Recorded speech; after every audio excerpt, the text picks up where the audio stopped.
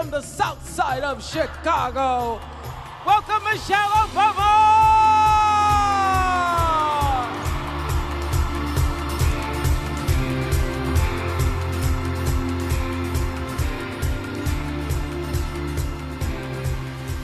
From the first page of this book until the last, you did it. You brought it, you opened yourself up, you allowed us to see in, and let us experience the fullness of you in a way that I don't think anybody has ever done before, particularly who's been in the White House.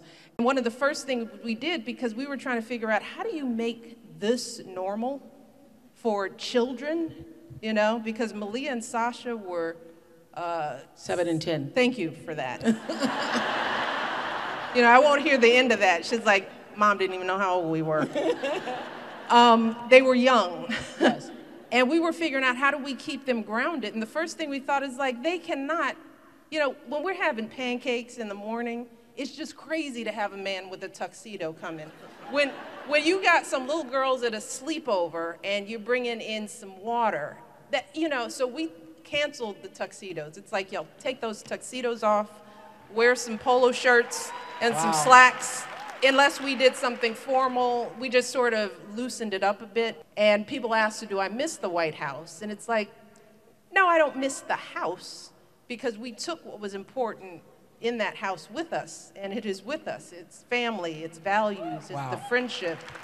So the house is beautiful, and it's historic, and you know, it was an honor to live there, but the people in it make it what it is. At any time of the day and night, can you just say, I'd like some refreshment?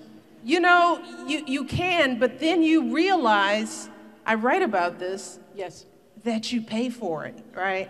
So they tell you you can order anything, and they listen very carefully because everybody listens to every word that the president says. And I used to tell Barack, don't say you want something, because then we'll have like thousands of it. You know, and then we're paying for it. So if I know, it was a shock. If he said he liked some rare fish, he just happened to say, this is delicious.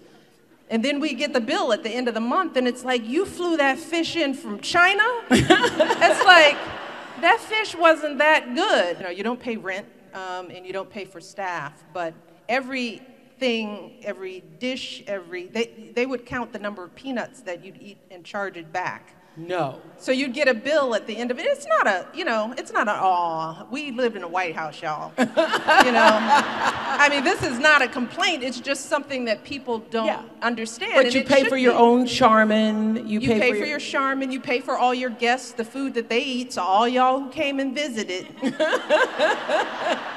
when you were thinking, I'm just gonna take some, put it in the purse. I was like, we got the bill.